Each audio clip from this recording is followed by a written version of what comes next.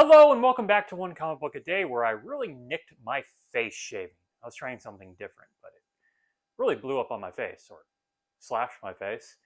There's no joke in that. Like, no good pun. Today we are continuing our way through Batman #1 with the third story, fourth if you count the opening sort of recap of his origin story. The Cat, which, yes, is the first ever appearance of Catwoman Selina Kyle. Neither called Catwoman nor Selina Kyle in this comic. Just the Cat and Mrs. Peggs, but we'll get to that. This comic is, of course, by Bill Finger, credited Bob Kane, but really Jerry Robinson is the artist. Okay, so this comic starts right off giving us that little weird overview of Batman that kind of goes into the 1960s television show openings with the narrator. Essentially, Robin, Dick Grayson, is working as a steward on a yacht. Why? Well, we cut back really quickly. Apparently, there's a news story about this really rich woman, Mrs. Travers, Mrs. Martha Travers, because there are no other women's names for old women in this universe, especially in the Golden Age. Martha Travers is rich and inviting a whole bunch of people on a yacht to show off her new, I think it says emerald necklace. They never really make that clear outside of the article, which you can't really see very well. Bruce Wayne, who has been in Gotham for more than, like 10 minutes, and I think it's Gotham here, I'm not 100% certain if it's still New York, knows that someone's going to rob you if you have something really rich and expensive for anyone to steal. Because, yeah, have you been here before? His idea is to send Dick on the boat under disguise as a steward instead of, being rich and knowing Mrs. Travers probably and getting an invite on the yacht. I don't know, it's a decision he comes up with. There was already a decision that could have gotten him on there without being conspicuous, though it would have probably made him a suspect in some way. Well, he's going to be dealing with other things, apparently. Batman is a very busy Batman.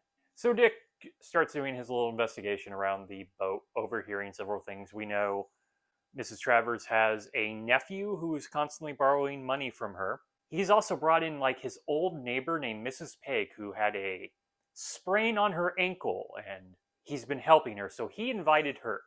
This is very important to the mystery, if there really is a mystery. Her doctor, her personal doctor who's with them, has gambling debts, and her brother keeps losing a fortune in the stock market and demanding money, but she has refused to give him money. So we have a classic sort of Agatha Christie, or just any kind of generic mystery setup here, though we kind of lose that almost immediately because Dick sees the nephew, Dennis, try to throw a piece of paper off the boat. The wind blows it back, and Dick is able to read it. It is a message to Dennis, the nephew, to keep his aunt away from her room so the cat who signs it can steal the necklace. So we already know Dennis is involved, which really narrows down the field. And yeah, it could possibly be those other guys, but why would they sign their names The Cat? And there's only one person who was not invited that Dennis invited. So any reasoning skills can put together who is the Cat. Batman basically says this later. So she returns to her room and finds that the necklace has been stolen. A boat comes up and they think it's the Coast Guard because the Coast Guard can get to you in less than a minute. But no, it's actually mobsters who have come to rob the ship. Because, yeah, you advertised it in the paper. This is Gotham. What do you think is going to happen? They are somewhat being used by the fact that the necklace has already been stolen, so they just start taking expensive things off people. At one point, one man starts manhandling a woman to grab her bracelet. Her partner gets really upset. This is about to start a fight where he's probably going to be gunned down. But Dick is immediately on the scene and starts just pushing and knocking around these guys. They start to open fire on him, but he escapes through the ocean. They, of course, get on their boat with all their ill-gotten gains and try to get away. This is when another boat comes up to them. They say to fire at it, but they wait till it's right next to them instead of just shooting at this boat. And of course, as soon as it's next to them, Batman jumps in. Batman easily beats them, and Robin ties them up because he somehow picked up Robin at some point during this. But because this is aimed at children and they need to learn a good lesson, we're going to put an emphasis on that good. He unties all the men, and to prove to the kids of the nation that without their guns, they're pretty much worthless, he has Robin just beat the crap out of them. Because you know how, like, every average kid in America, they can easily take out 4 or 5 men, fully grown, have both a reach, height, even strength advantage. Because without guns, they're not dangerous at all. Remember that, kids. You can fight anybody.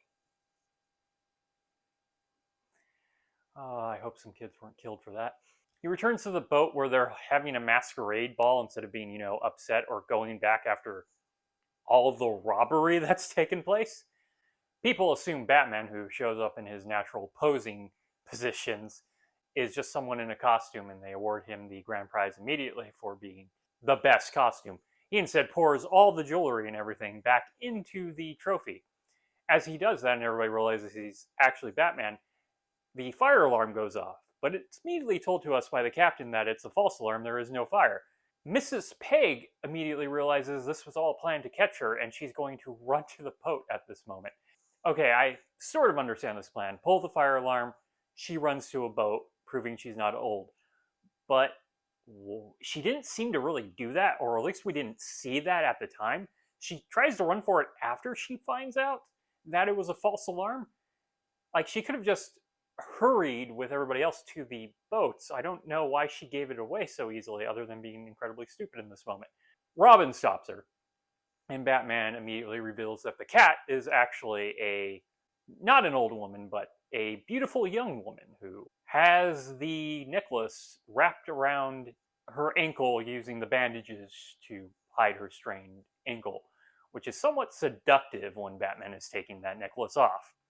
She then tries to seduce Batman, but though he says he's tempted, he's not going to go around with it because he believes in justice.